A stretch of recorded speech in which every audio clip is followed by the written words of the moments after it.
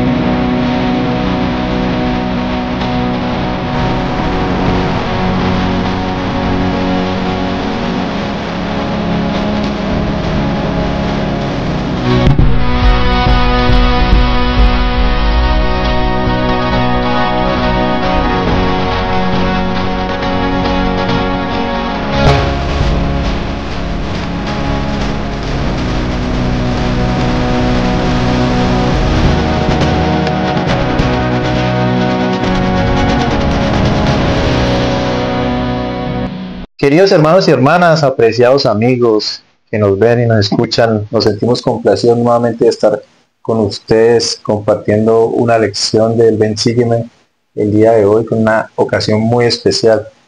Como siempre nos encontramos aquí el hermano Heriberto Molina y el hermano Andrés Hernández. Estamos felices hoy de poder analizar estos temas que nos atañen el día de hoy. ¿Cómo te encuentras, Heriberto? Muy bien, gracias, hermano Hernández. Hoy esta oportunidad de poder aprender muchísimo más, una oportunidad hermosa de aprender. Así es. Y bueno, como siempre les recordamos que este contenido, esta clase en video no reemplaza el estudio personal y familiar de las escrituras. Les alentamos con mucho ahínco a que puedan estudiar en sus hogares. Todas las lecciones deben Sígueme, en especial esta que tiene un tema maravilloso. En la semana que vamos a empezar, desde el 14 al 20 de abril, estudiaremos Soy el que vive, soy el que fue muerto, y que tiene que ver con la Pascua de Resurrección que estamos próximos a celebrar esta semana que viene. Así es. También quisiera resaltar que en la biblioteca del Evangelio hay una herramienta que se ha puesto, está en la parte superior del menú, y dice plan de estudio durante las semanas, la Semana Santa, la Pascua de Resurrección, y está dividido por días, donde puedes estudiar lo del domingo, lo del lunes, lo del martes, y tiene un material muy especial con actividades para la familia, para los niños, tiene videos, tiene imágenes, es un material muy hermoso para que podamos estudiar en este transcurso de Semana Santa. En la conferencia general nos han hecho mucho énfasis en poder realmente dar un significado a esta semana. Así es, maravilloso. Y bueno, la Pascua de Resurrección es la época en que el mundo cristiano se une para celebrar el sacrificio expiatorio del Salvador Jesucristo. Un momento maravilloso que para siempre cambió toda la historia, el curso de la historia humana. Ese momento sublime, único y maravilloso lo cambió todo. En ese sacrificio del Salvador Jesucristo eliminó todas las barreras que obstaculizaban nuestro regreso a un Padre Celestial amoroso. Y nos complace poder hablar de estas cosas. Y bueno, quisiéramos empezar hablando un poco de esa semana maravillosa que El Salvador tuvo, que inició con lo que se denominó la entrada triunfal, el primer domingo de mes, de la semana, perdón, y que fue un día en el cual se recibió El Salvador como lo que era un rey. Así es. Y el mundo hoy día lo conoce durante la Semana Santa como el Domingo de Ramos. Así que vamos a ver más o menos las cosas que pasaron durante esa semana, desde el domingo de Ramos, la entrada triunfal, hasta el domingo de resurrección. Y miraremos más o menos las cosas que el Salvador hizo y después analizaremos un poco más doctrinalmente lo que concierne a la expiación. Así que pasó ese domingo, Heriberto, cuando el Salvador llega, bueno, a la ciudad. Uno de los acontecimientos que más resalta esta semana es la llegada de Jesucristo y su entrada triunfal a Jerusalén. Hay partes que resaltan en las escrituras este acontecimiento, pero ella tenía implícito una profecía que se encuentra en el Antiguo Testamento, que se encuentra en el libro de Zacarías. Zacarías 9, ahí se resalta de que el Señor entraría como rey sobre un pollino. ¿Sí? Eso es lo que resalta. Y parte del cumplimiento de esta profecía lo vemos en el libro de Mateo, en el capítulo 21, donde el Señor, el Salvador Jesucristo, manda a 2 de sus apóstoles a que vayan a un lugar específico y van a encontrar atados allí, ¿sí? Un asno, pues, bueno, pollino, recibe muchos nombres de asna. Sí, entonces, y él les dice que si alguien le dice algo, pues le digan que el Señor lo necesita. Y efectivamente va, lo recoge y ese es como el caballo, pues, como entran los reyes. Y en esta ocasión representado por esa profecía que se había hecho en el libro de Zacarías en el Antiguo Testamento, se da cumplimiento a esa profecía, ese domingo. Bien, es interesante destacar que, y algo que siempre hemos analizado, y es que el mismo pueblo que le recibe como un rey el lunes, es el mismo pueblo que aclama crucificarle el día viernes. Y es interesante analizar las circunstancias que, no sé si decir, motivaron o impulsaron al pueblo a endurecer su corazón contra él, equivocadamente, desde luego. Y pues nosotros entendemos que el pueblo de Israel vivía bajo un yugo del Imperio Romano. Sí, y era un pueblo ocupado por una fuerza extranjera. Habían estado así por muchísimos años. Cuando los profetas les decían que iban a ser liberados, ellos siempre esperaban el cumplimiento de esa profecía como un líder que viniera y les liberara de esa invasión o del yugo opresor de otra nación. Cuando el Salvador entra, él llega, ellos le esperan aclamándolo como esperando que él forme una revolución que termine en una liberación. Sin embargo, no es eso lo que pasa. El Salvador llega hablándoles de arrepentimiento, de fe, de los convenios, del templo, de muchas cosas, y a ellos eso no les gustó.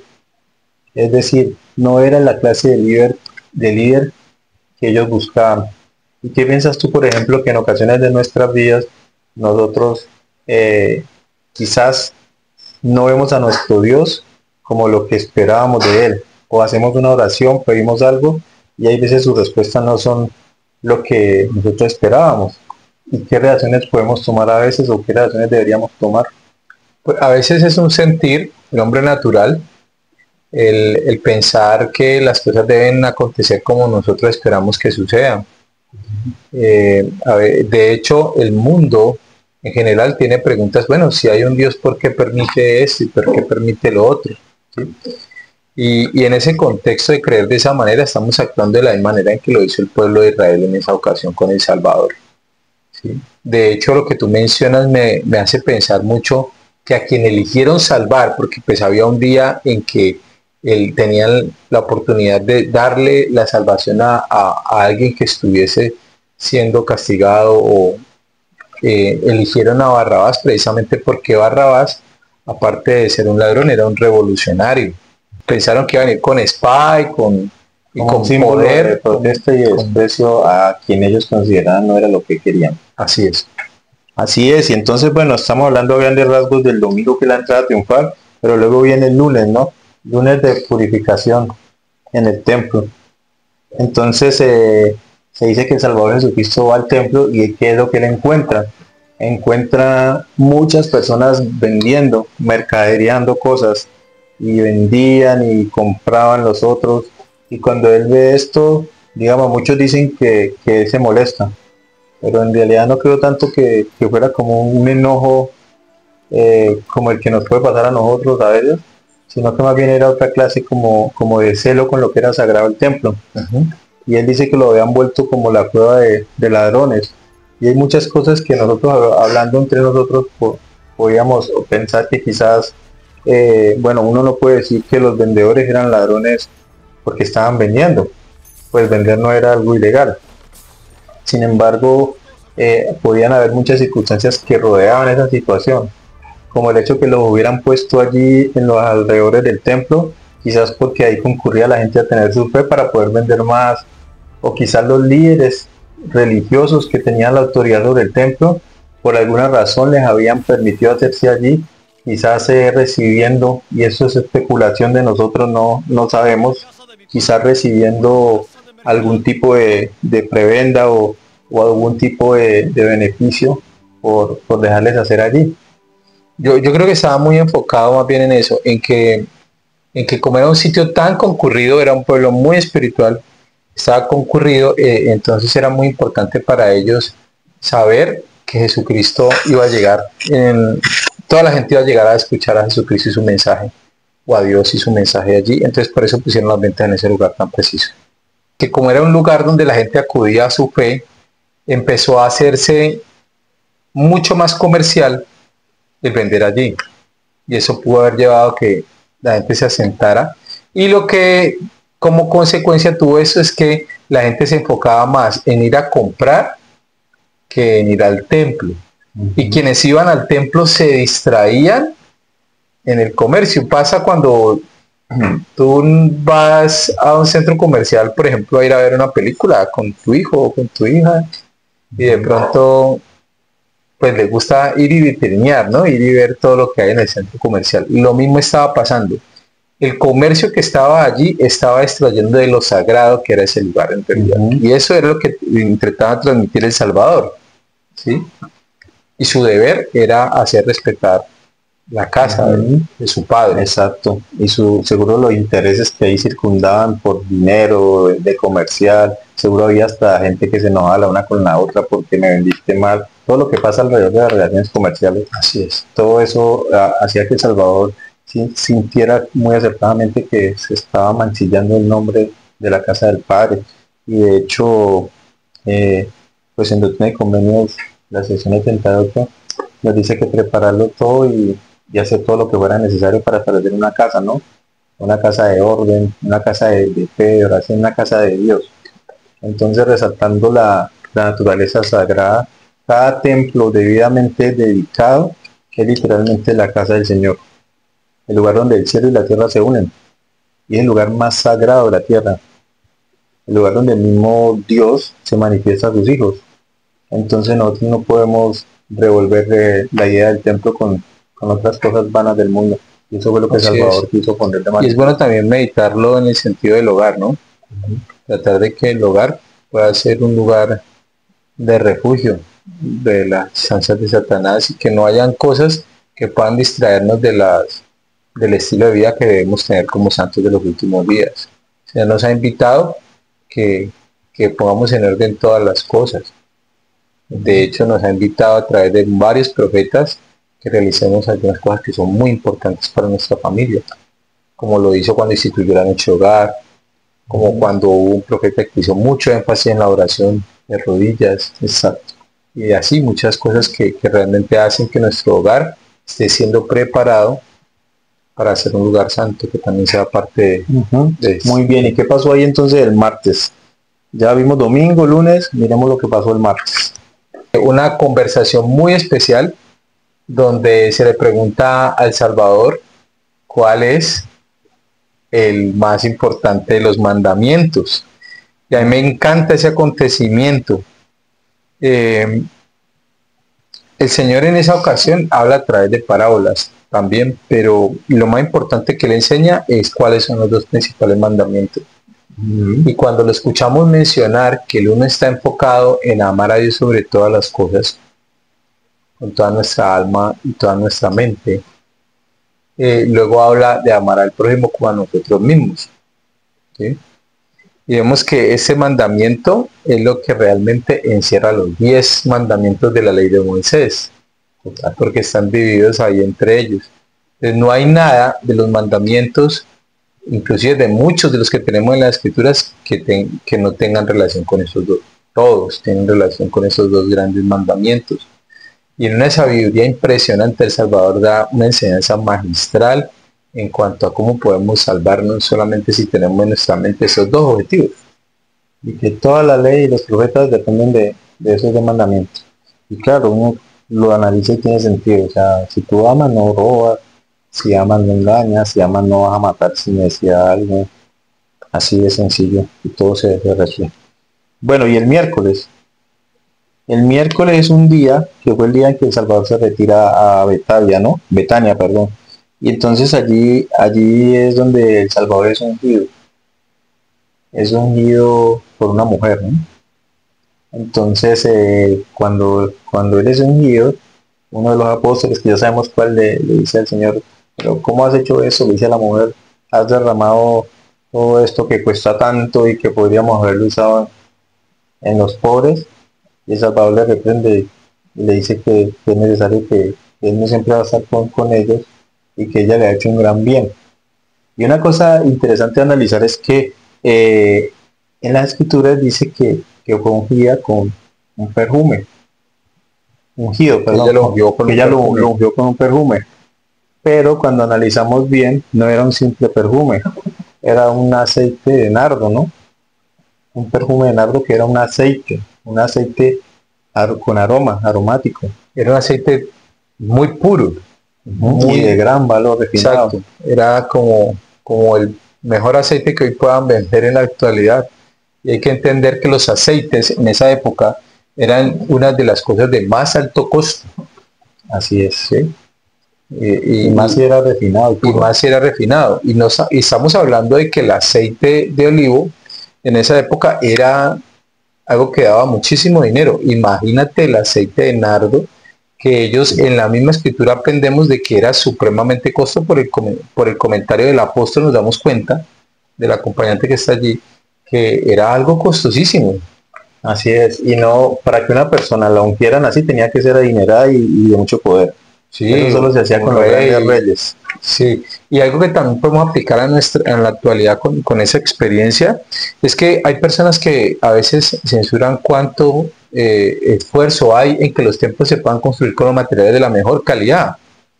Y la respuesta del Salvador que le da a ese apóstol es que va a tener la servicio por poco tiempo y que debe darle lo mejor a su Señor. Y lo mismo hacemos nosotros al construir la casa del Señor en la actualidad, los profetas de Dios, para que puedan tener lo mejor, para que sea su casa, ¿verdad? Y pues mencionábamos el hecho de que no solo era un perfume, sino que era un aceite perfumado, porque también ustedes saben que el aceite era lo que se usaba para ungir, y él estaba siendo ungido como lo enseñó, para poder hacer su sacrificio, para llevar a cabo la expiación. Entonces era algo bien interesante. En los templos aprendemos acerca de la unción con aceite. En la escritura se habla de cómo los sacerdotes ungían y siempre el aceite está presente en estos temas. Pero bueno, pasemos entonces al jueves. Y el jueves ocurre algo especial, ¿no? Bueno, el jueves fue un día muy ajetreado para El Salvador. Ese día se instituye la ordenanza de la Santa Cena. Tenemos algunos relatos en los evangelios donde menciona que El Salvador buscó un lugar especial para hacer. No fue en cualquier parte, no fue por ahí en el campo, no, buscó un lugar especial. De hecho, una persona les tenía ya preparado un lugar. También fue parte de una profecía. Un lugar a quien se le llamó por la importancia del lugar y por los reverente que fue, se le conoce como el aposento alto, donde él pudo compartir ese momento con sus apóstoles y pudo instituir lo que nosotros conocemos como la ordenanza de la Santa Cena, donde hizo énfasis en que debíamos hacer esto con frecuencia en memoria de él. Así es. Y recordemos que hoy día la ordenanza de la Santa Cena se lleva a cabo, cada domingo la llevamos a cabo nosotros, y es un convenio en el cual nosotros recordamos los convenios que previamente hicimos a través de las aguas del bautismo. Lo mencionamos en clases pasadas: tomar sobre nosotros el nombre de Cristo, recordarle siempre y guardar sus mandamientos. y él le estaba mandando a sus apóstoles que lo hicieran siempre, en conmemoración después del sacrificio que él habría de hacer en ese mismo día, empezar a hacer por ellos, por todos nosotros. Y además de la Santa Cena, viene el lavamiento de los pies. Este es un episodio que está cargado de cierta gracia y de mucha, es muy trascendental y sagrado, ¿no? Pero cuando el Salvador empieza a lavarle los pies a sus apóstoles, Pedro se oponía. Él decía, ¿cómo me vas a lavar los pies tú a mí? No va a permitirlo. Como diciendo, el Salvador es muy sagrado para que me venga a lavar los pies a mí. Pero Pedro no entendía que eso estaba relacionado con una ordenanza sagrada, que es el lavamiento, como preparación para recibir las bendiciones que el Señor tenía para ellos. Y entonces pues el Salvador le dice, de cierto te digo que si no te lavo los pies, no entrarás conmigo en el reino de los cielos, diciendo que era algo necesario para él. Y hoy día conocemos, hablamos de la unción, conocemos la ceremonia de la unción y lavamiento que se hace en los santos templos. En la antigüedad se realizó también en el templo de Salomón. Son ordenanzas que están en el Antiguo Testamento y que cualquier persona puede leer allí, así es, si lo desea. Entonces, además del lavamiento de los pies, se realizó la maravillosa oración intercesora, que se conoce como esa oración en la cual el Salvador habla por su pueblo, por sus apóstoles, en donde dice, esta es la vida eterna, que te conozcan a ti, el único Dios verdadero, a Jesucristo, quien has enviado, y habla de la unidad, ¿no? Sí, me gusta muchísimo esa oración, me gusta muchísimo y tiene un gran significado para cada uno de nosotros, porque él ruega muchísimas cosas por sus apóstoles, en especial que Dios le permita, así como el Padre y él han sido uno, también que le permita que él pueda ser uno con sus apóstoles. Y resalta en varias ocasiones, en varios versículos, a los cuales tú me has dado. O sea, tú me los has dado para mí, no voy a perder ninguno. Son mis siervos. Y entonces yo quiero ser uno con ellos, así como yo he sido en ti uno, que ellos sean uno en mí. Y luego al final resalta algo impresionante. Y es que dice que él los ha mandado a proclamar el Evangelio. Y que él espera que todos aquellos que escuchen la voz de él sean uno conmigo y uno contigo, o sea, con el Padre. Es una cadena hermosa de unidad, de amor, que es lo que intenta instituir el Padre. Entonces, no solo de amor, de que el Padre siempre dice, de hecho, me amaste desde el principio, ¿sí? Luego habla de que le dio unas personas y el amor que él siente por ellos, que quieren que sean uno con él. Y luego tal vez de la relación de amor que debe haber en quienes van a predicar el Evangelio con quienes van a recibir el Evangelio, y quiere que esa cadena sea una cadena de una sola familia eterna. Eso solo nos está hablando del sellamiento, un enlace y de cómo al escuchar el Evangelio de Jesucristo y unirnos a la iglesia a través del bautismo, hacemos parte del convenio abrahámico. Está hablando en realidad del convenio abrahámico, pero tiene un hermoso simbolismo con el sellamiento y con cómo quiere que seamos una sola familia, la familia de Adán. Así es. Y bueno, estamos hablando sobre lo que pasó la primera semana, de la última semana de la vida del Salvador. Sin embargo, nótese que no estamos mucho leyendo las escrituras. La idea de esto no es tampoco que nosotros la leamos en este momento. Esta es una semana, si bien todos los días del año lo es, pero es una semana en que ustedes, amigos, hermanos y hermanas, y nosotros deberíamos de estar entregados a analizar estos aspectos de la expiación. Y si bien aquí en el video están viendo las referencias de las escrituras, no las estamos leyendo tanto porque lo que el Señor espera es que ustedes se enfoquen en leerlas ustedes mismos, más allá de que alguien se las lea. Y como les decíamos al principio del video, la idea es que puedan enfocarse en hacer esto. Y creemos que en esta clase, en especial mucho más que en otras. Y ese mismo día Jesús ora y sufre en Getsemaní. Sí, hay un acontecimiento bien importante en esa experiencia del Salvador, y es que demuestra sus sentimientos y demuestra que es un ser que ama muchísimo y que también se siente solo, también se siente preocupado, también quiere ayuda, también quiere compañía, también quiere que pidan por él. como nos hemos sentido cualquiera de nosotros en cualquier momento de nuestra vida. Así es. Entonces es muy importante que podamos pensar en que el Salvador realmente anhela esa compañía. Y yo quisiera que aprovecháramos esta oportunidad para hablar de un acontecimiento que tuvo un apóstol de Jesucristo, el hermano Orson F. Whitney. El hermano Orson tuvo la oportunidad de tener en un sueño una visión que él dice que le cambió su vida por completo.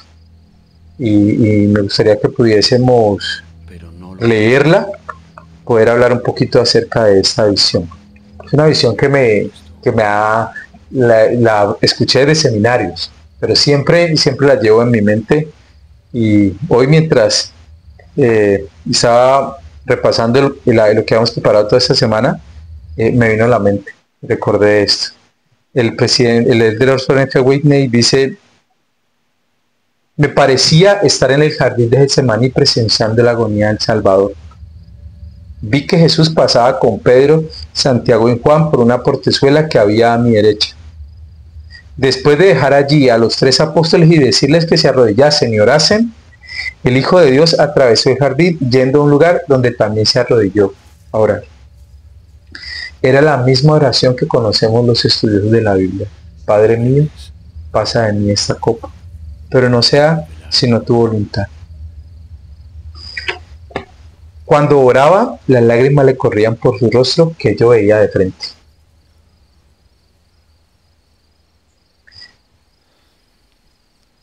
Entonces me sentí tan profundamente, tan conmovido, que también lloré. Mi corazón entero fue hacia él y sentí que lo amaba con toda mi alma. Deseé estar con él como jamás había anhelado estar con persona alguna. De pronto, poniéndose de pie, se dirigió hacia donde había dejado a sus apóstoles y les encontró profundamente dormidos.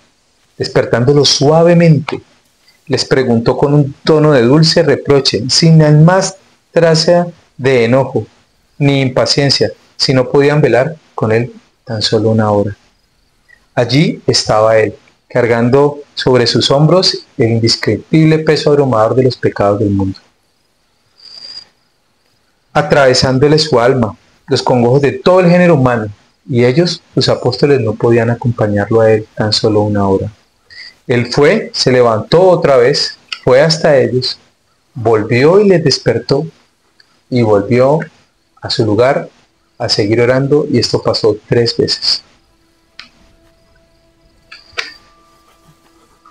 No hay momento más especial en la vida de una persona que si centramos nuestros pensamientos en ese momento.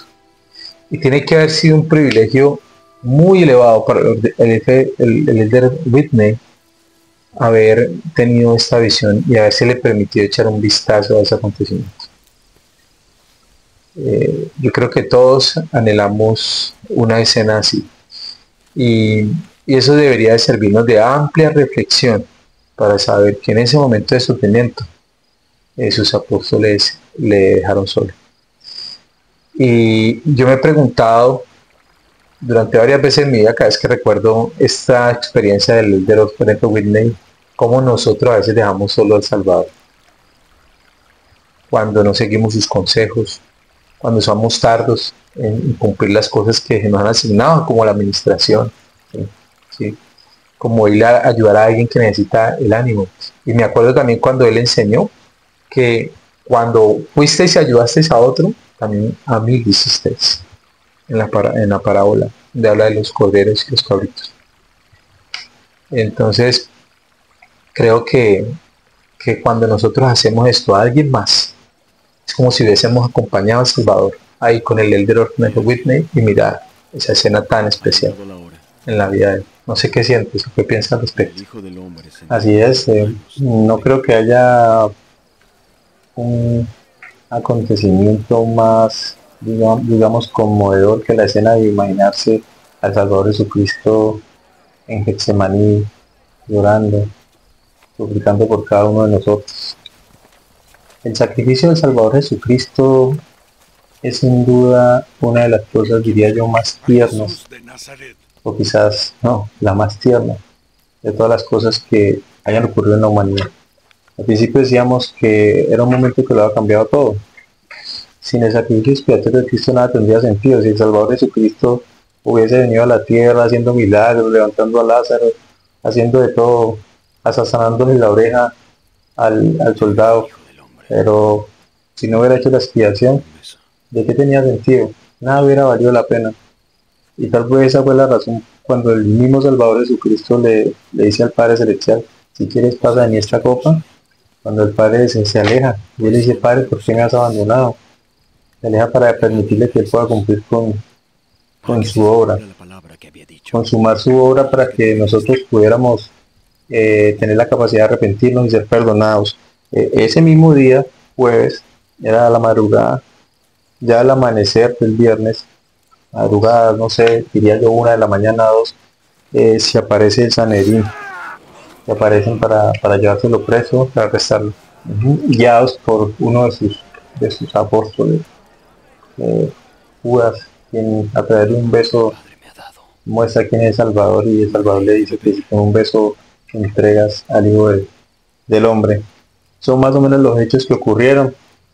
Al siguiente día el Salvador Jesucristo es llevado a Herodes, llevado a Pilato, es azotado de la manera más vil, es expuesto a calor, a sed, golpeado, se le pone una corona de espinas, es obligado a llevar su propia cruz hacia el Calvario. Y en esas circunstancias, él culmina ese sacrificio. Y ahora entonces, después como de analizar a grandes rasgos esta parte de lo que pasó esta semana de carreras, nos encantaría entonces mirar unas escrituras. Sí, antes de pasar a las escrituras, me llegó un pensamiento que me saca un poquito del contexto de la semana, pero me pone a pensar en otras personas. ¿Qué estaban viviendo los apóstoles? Cuando Jesucristo, en especial al final, cuando Jesucristo es arrestado y es llevado, tenemos el registro de que solo Pedro lo sigue hasta el patio del salón de sumos sacerdotes, y ahí tiene la experiencia de negarlo 3 veces, lo que el Salvador ya le había predicho, y efectivamente Pedro lo niega y ve las señales del Salvador. Pero ¿qué sería de los otros? ¿Dónde estaba Marcos? ¿Dónde estaba Lucas? ¿Dónde estaba Juan? ¿Dónde estaban todos ellos? Tal vez preocupados, escogieron a nuestro maestro, ¿qué vamos a hacer? O sea, tiene que haber sido una semana, mientras Jesucristo estaba frente a juicios, ellos tienen que haber estado muy estresados, muy preocupados. Todos los sueños que tenían Independiente de que estuviesen escondidos o huyendo, le amaban, era su maestro. Vivieron con él 3 años de forma estrecha, aprendieron sus enseñanzas, ministraron con él, testificaban de él, ya lo hacían, eran parte de los milagros del Salvador en muchas ocasiones. 3 de ellos habían estado en el monte de la transfiguración con él. O sea, yo me imagino la angustia de esos hombres.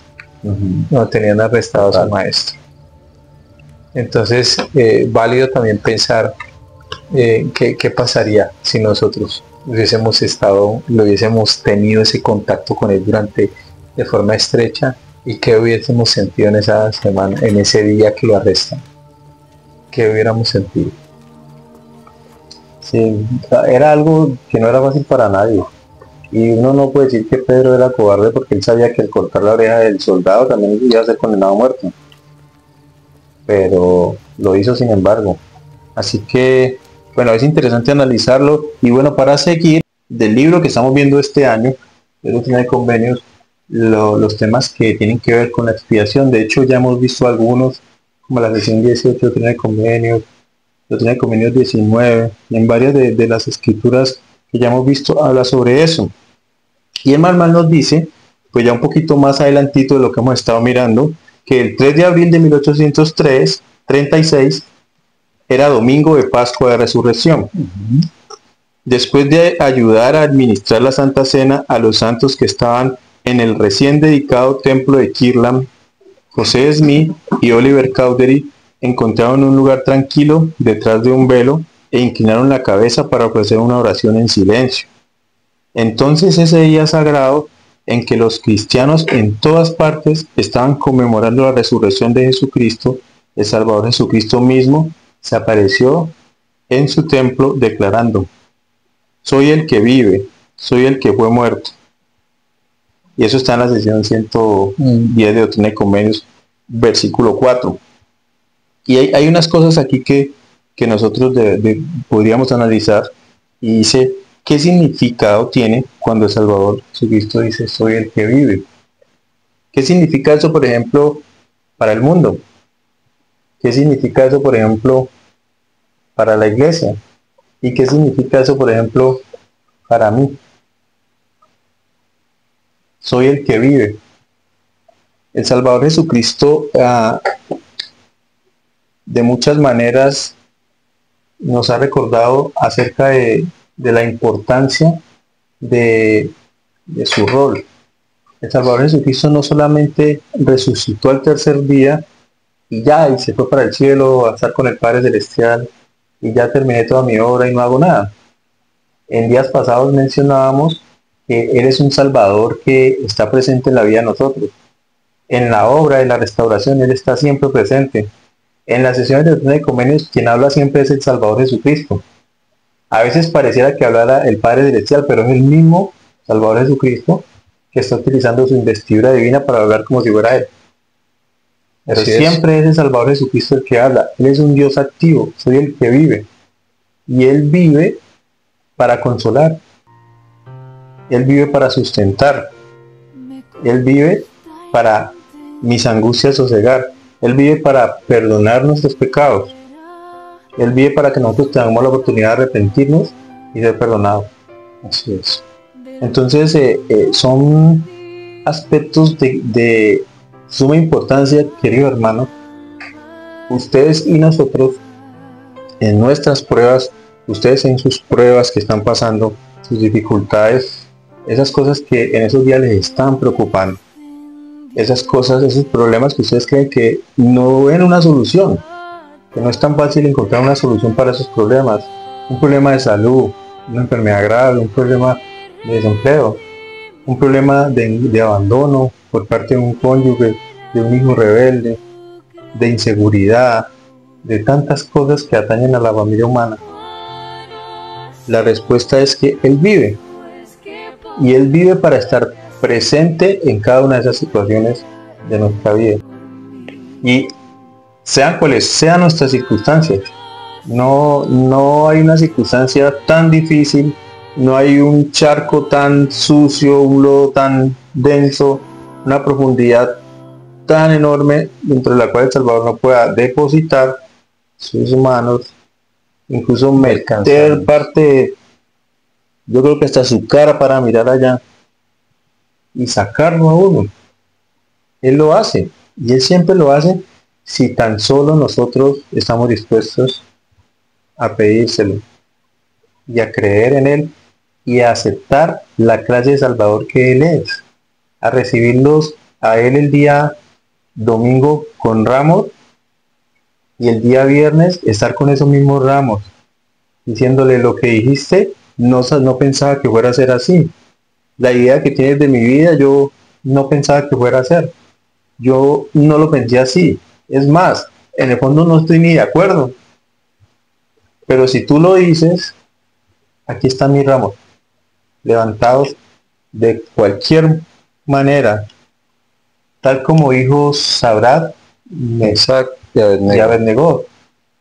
Y si no, debes saber que ahí estaré. Aunque me tenga que morir, ahí estaré. Pero Él está ahí, hermanos, para ayudarnos. Él está ahí. Me hacías pensar cuando te acercaste mucho al himno de asombro me da. De todo lo que Él hace por nosotros.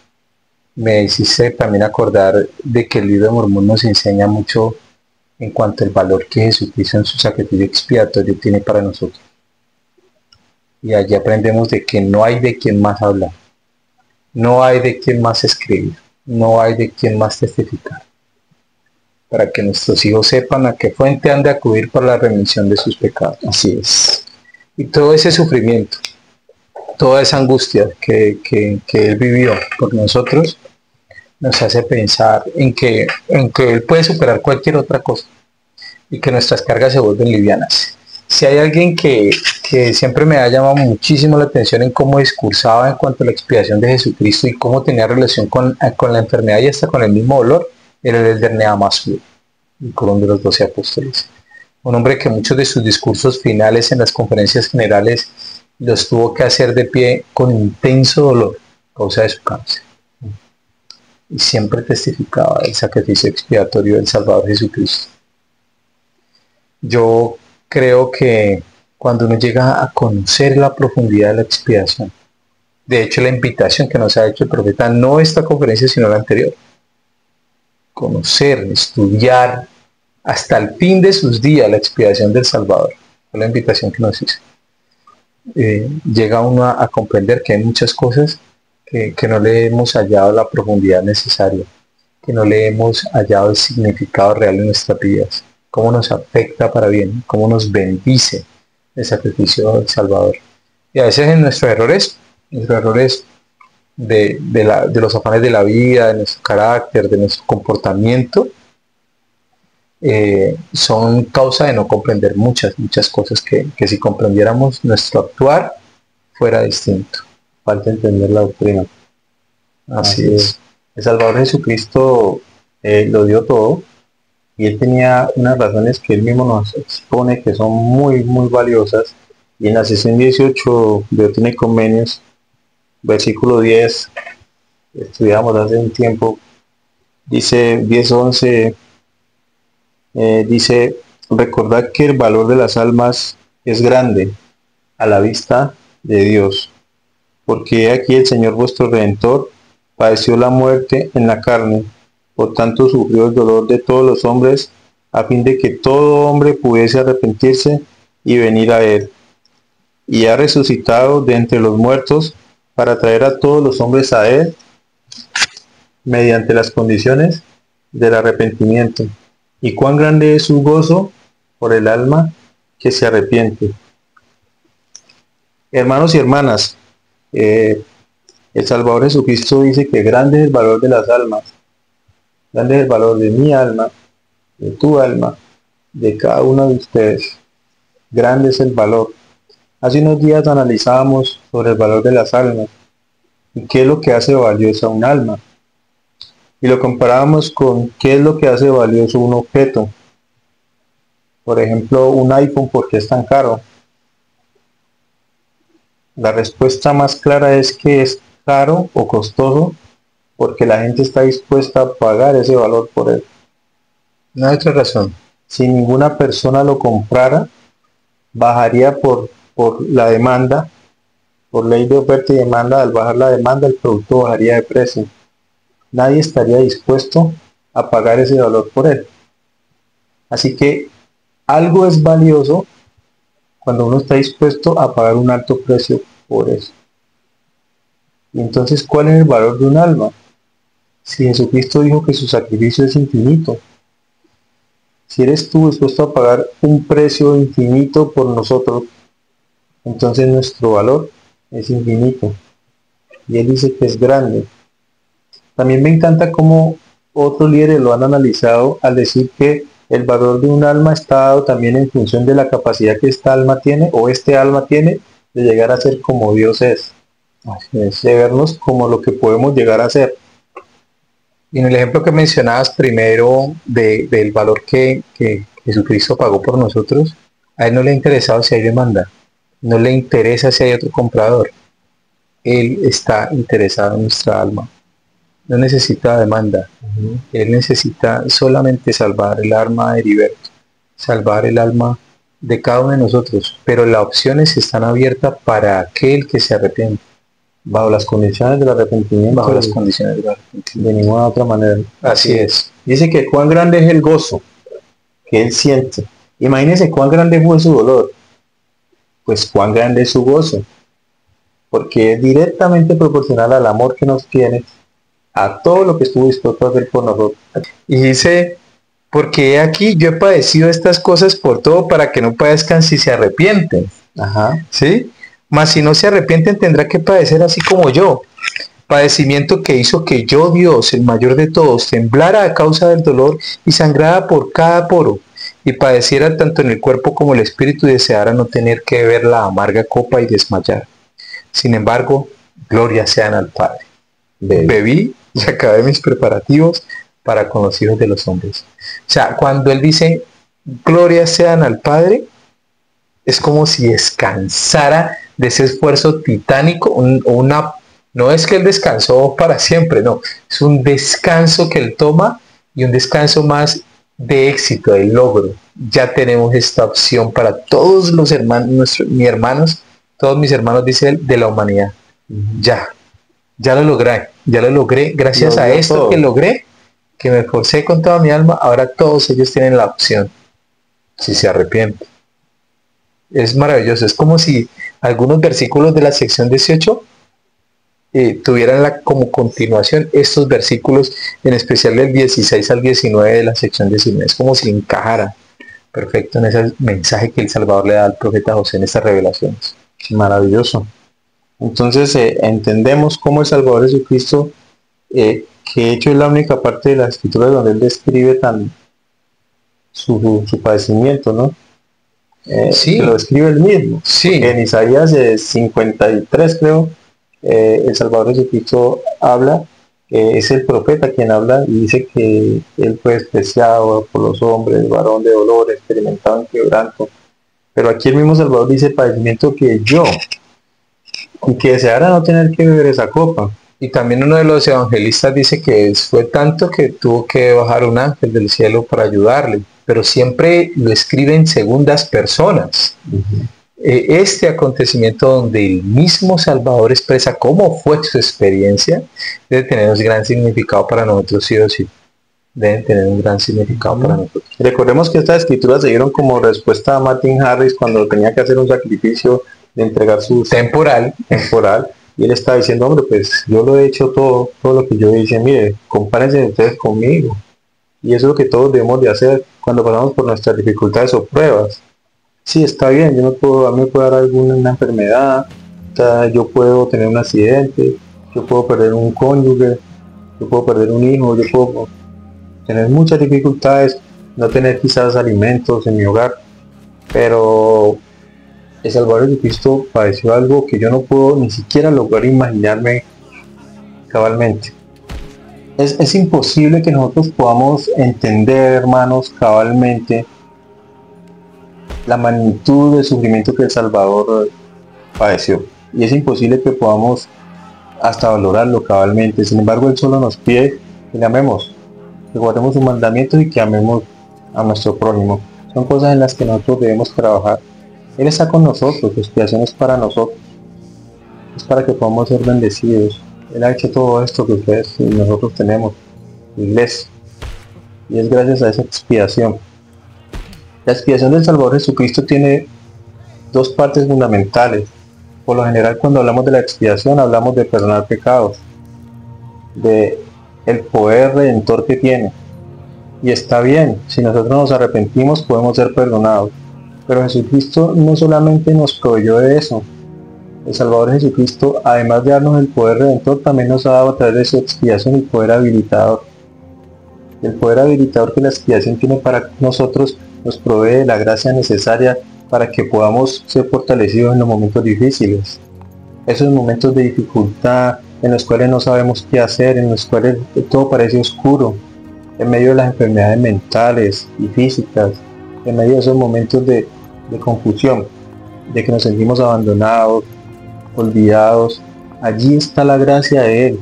Él nos entiende, porque Él tomó todas esas situaciones sobre sí mismo para podernos entender, para poder entender sobre sí mismo cómo se siente un hijo de Él cuando sufre, cuando está triste, cuando se siente enfermo, cuando se siente preocupado por un problema que tiene y no sabe cómo solucionar. Es gracias a ese poder habilitador de la fe que nosotros podemos gozar de esas bendiciones y de ser sanados por Él.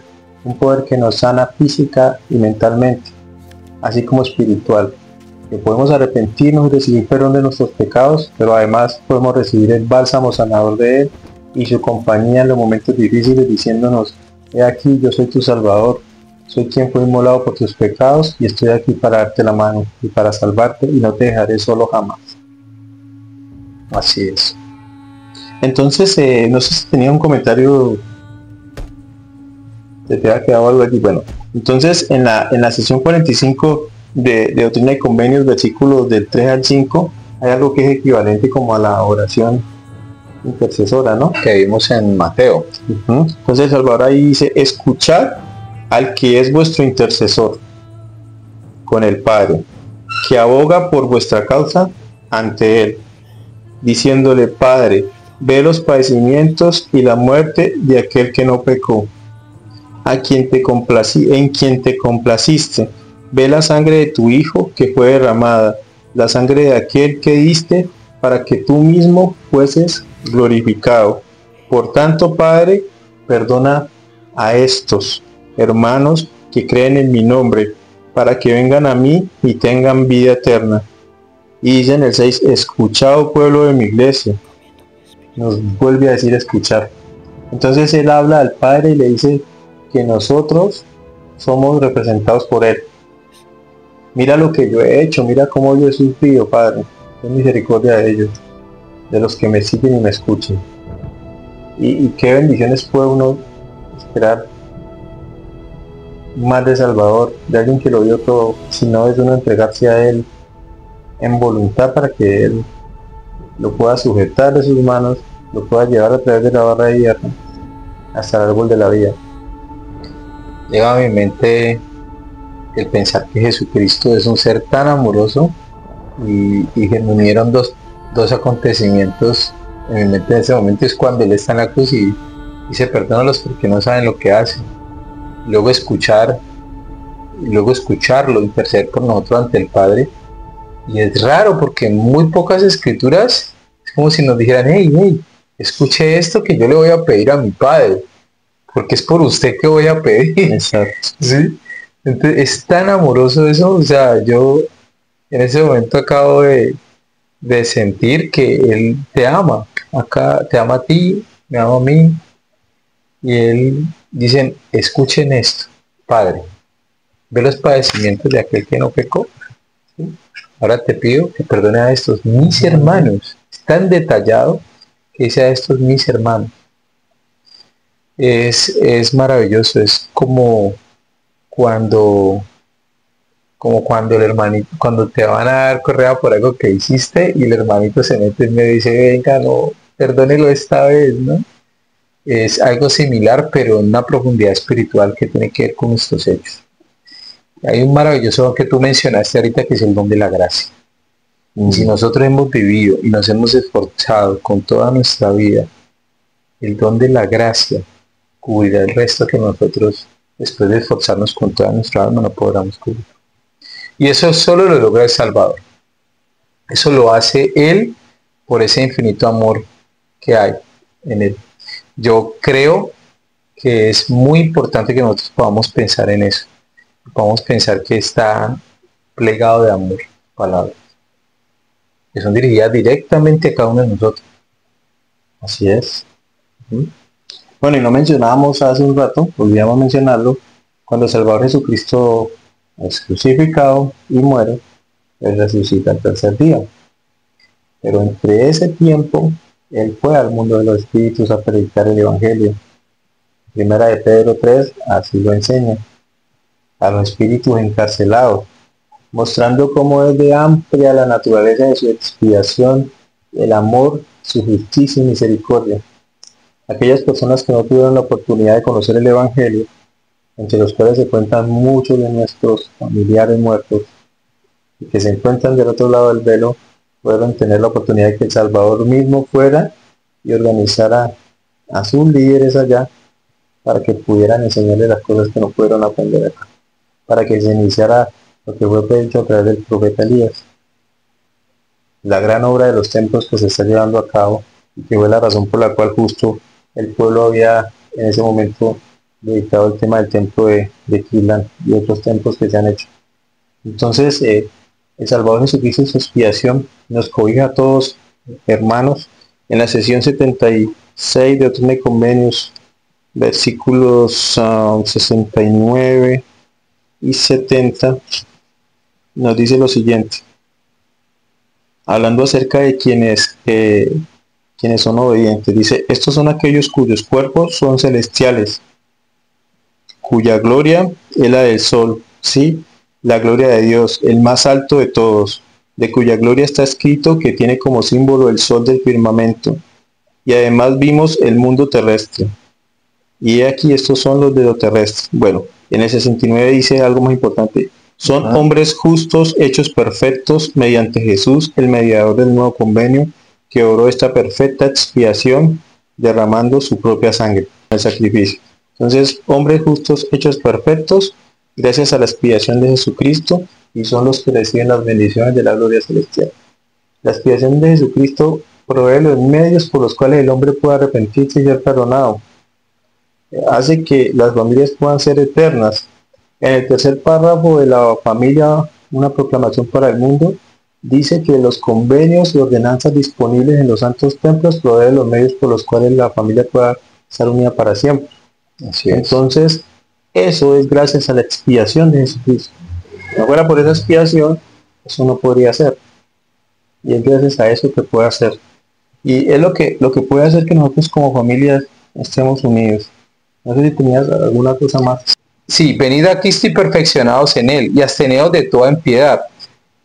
Y si os abstenéis de toda impiedad y amáis a Dios con todo vuestro corazón, poder, mente y fuerza, entonces su gracia os será suficiente para que seáis perfectos en Cristo. Exacto. En estos versículos que venimos leyendo hay algo clave, y es que allí está de que sí es posible que nosotros podamos ser perfectos, no durante este periodo terrenal, pero que hagamos los honores para poder ser perfectos.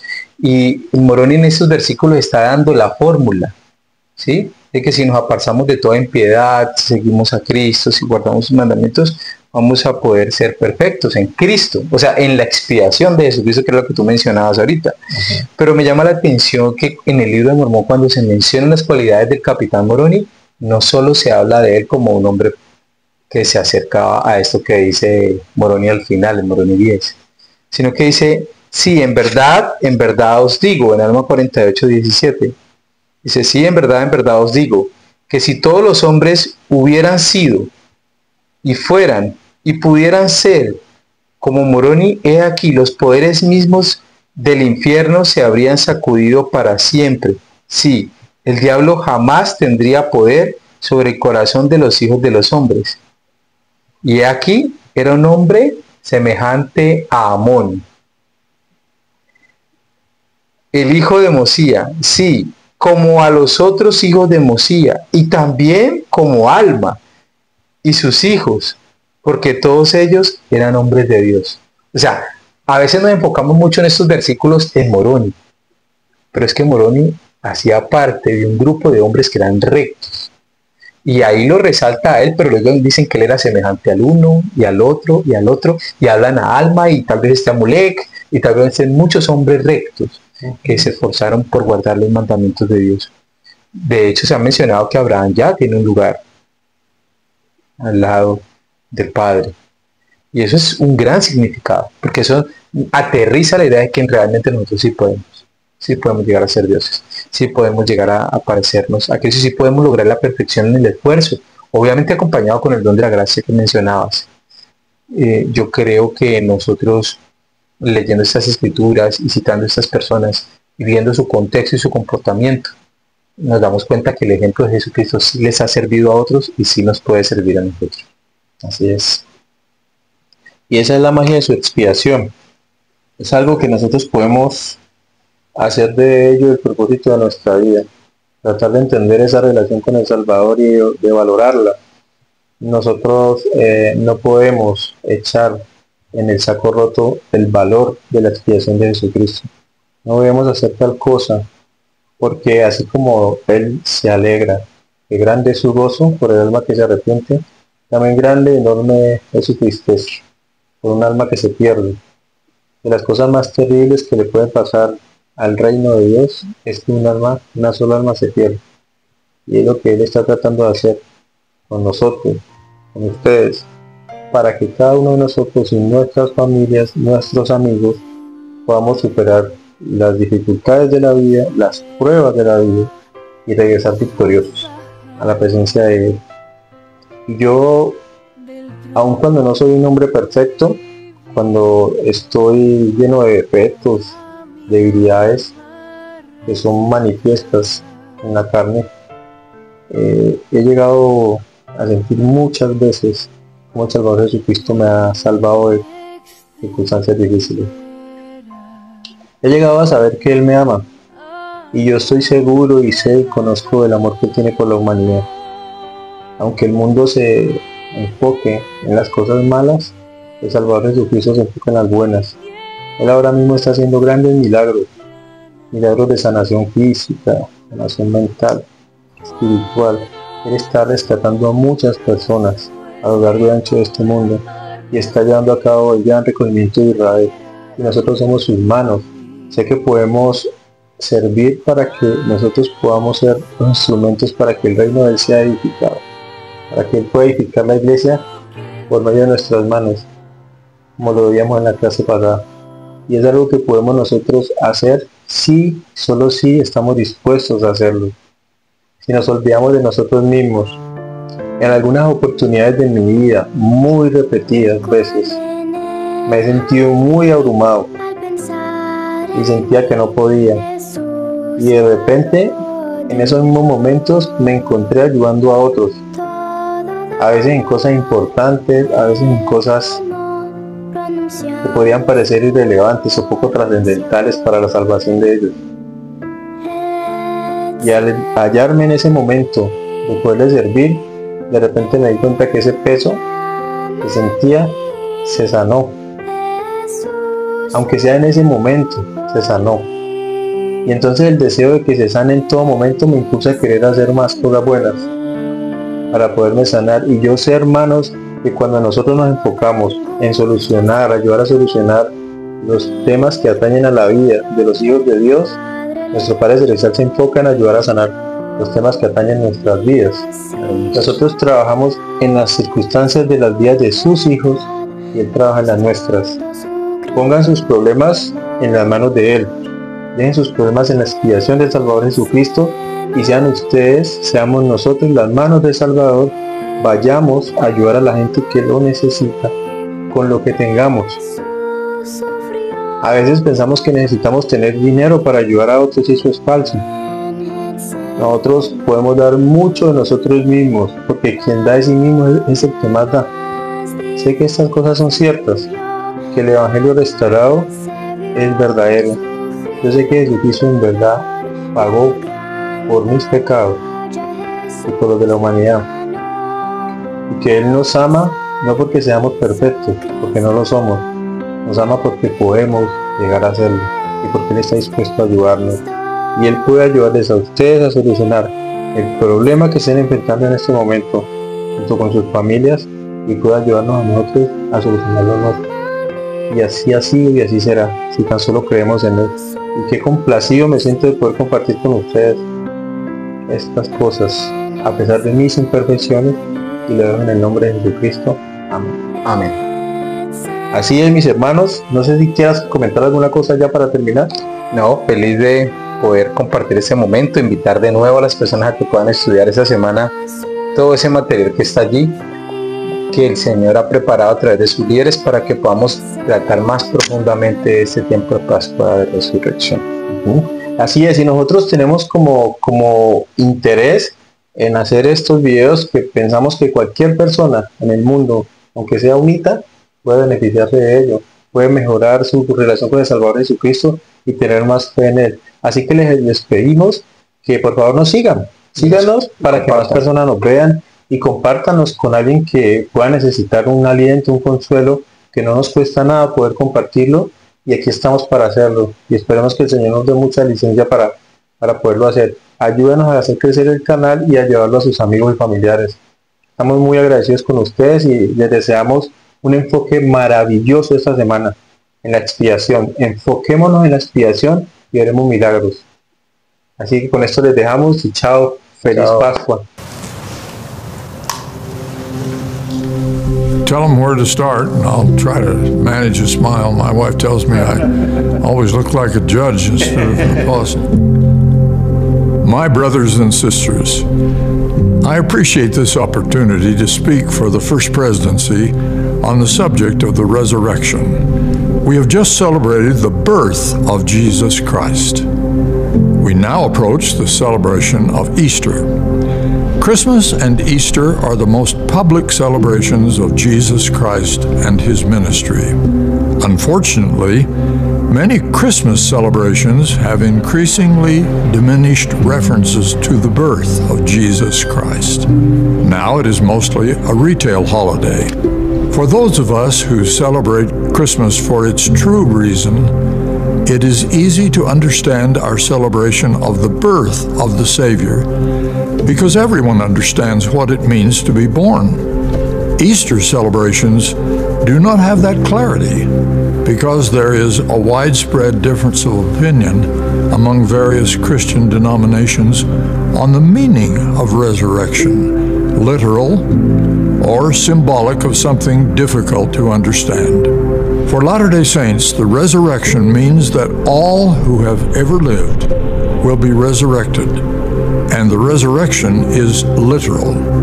As we read in the Book of Mormon, now there is a death which is called a temporal death, and the death of Christ and his atonement shall loose the bands of this temporal death, that all shall be raised from this temporal death. Redemption through Jesus Christ is the central message of the prophets of all ages. The books of the New Testament teach that our Savior's suffering and his bloodshed atones for our sins, and that his resurrection assures that all who have ever lived on this earth will also be resurrected. Then we will all live forever with a glorified body of flesh and bones. When we understand the vital position of the resurrection in God's plan of redemption that governs our eternal journey, we see why the Apostle Paul taught, "If there be no resurrection of the dead, then is our preaching vain, and your faith is also vain." As we enter this new year, let us prepare for an Easter celebration of the atoning sacrifice of Jesus Christ, culminating in his resurrection, the most glorious event in history. And this causes us to contemplate our own future resurrection.